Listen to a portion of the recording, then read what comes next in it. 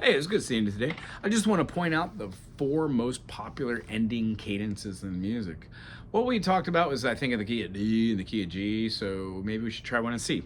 C major, D minor, E minor, F major, G major, A minor, B diminished, and then C again. Let's say we're doing something like an A minor to a G major to a C. A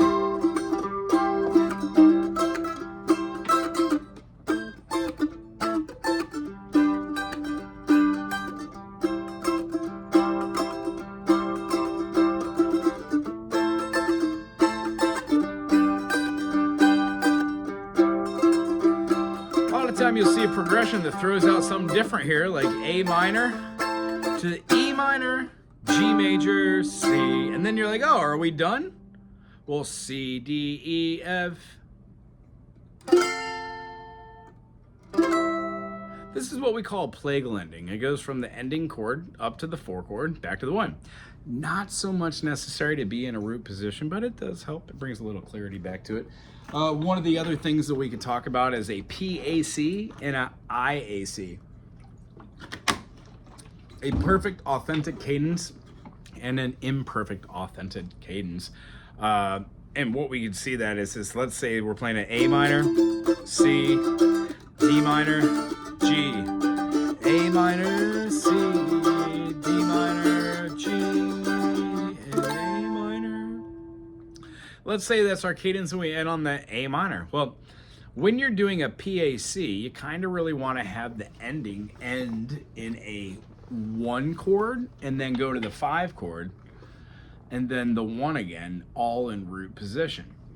So if we were going to end on the A minor there, it feels like the 1 chord, like the C, but we would actually just go right back to our 1.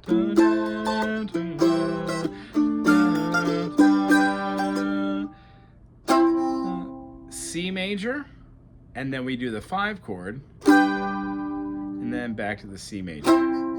Notice how when I played the C, I included the C note on the low G string, and when I played the G, I used the open G.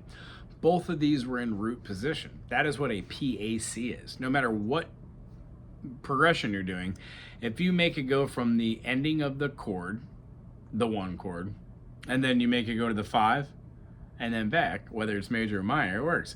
You could change it like I did there, or keep it as the A minor. A minor, well, A, B, C, D, E. When we go up to our next one, our chord that sticks out as being the 5 chord, A minor, B diminished, C, D, E. Well, E minor, we'd have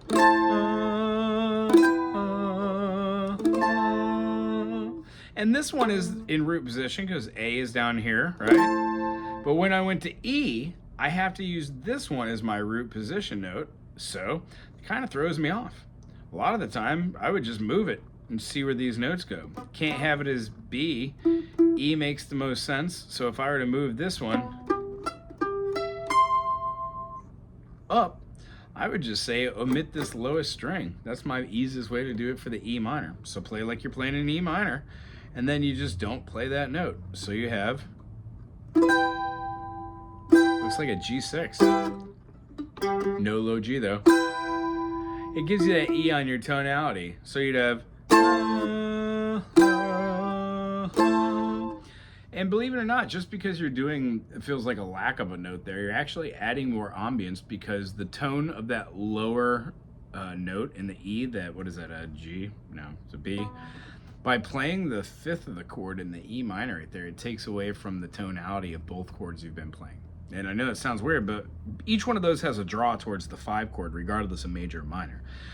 So that's the way that a PAC and a IAC just has really nothing to do with your, you just do it in any inversion. So you could do their A minor, E minor, and either way. I mean, the idea is this: when you're writing music, you want to write it for different instruments or voice parts, which means if everybody's playing in root position, it's a very powerful thing in music. And if you have a multitude of different people playing a multitude of different instruments, then it's kind of cool to write them for some having a higher intonation where they do inversions, they do IACs, and then you have some core instruments do PACs. Anywho, this was great for chord analysis and going through those concepts. That's a IAC, PAC. We also had our plagal, the 1-4. So we had our 5-1 and our 4-1. A deceptive cadence is when you just end on the minor. So if we were doing like a C major, D minor, F major, G, and we went to end the song, you would feel like it's supposed to go back to the 1 because that's what our major harmonic progression would mean. Well, going to the 6 deprives the listener of the resolution. You can end the song there. It's just, it takes it away from the individual that they now can't hear the resolution of the song. What this does, it works kind of with the song. If the song is kind of sad and melancholy about the lyrics, but the whole song's in a major key, a lot of time people will end in it. You could take examples from rock music. Rock music does it.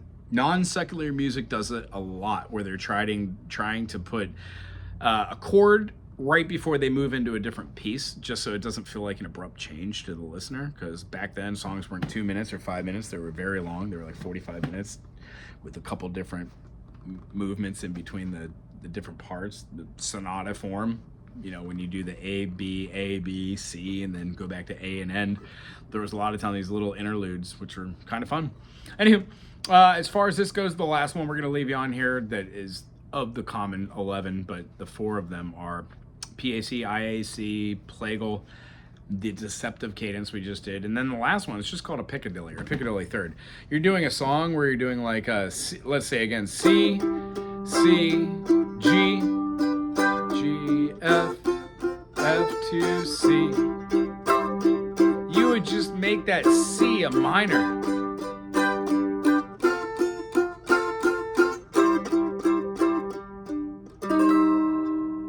And you would end in a C minor.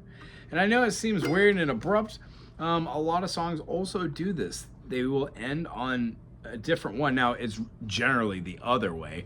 The most popular ones, I would say, from rock music would be like Mamas and the Papas. They do the, I think it's an E minor or A minor. All the leaves are gone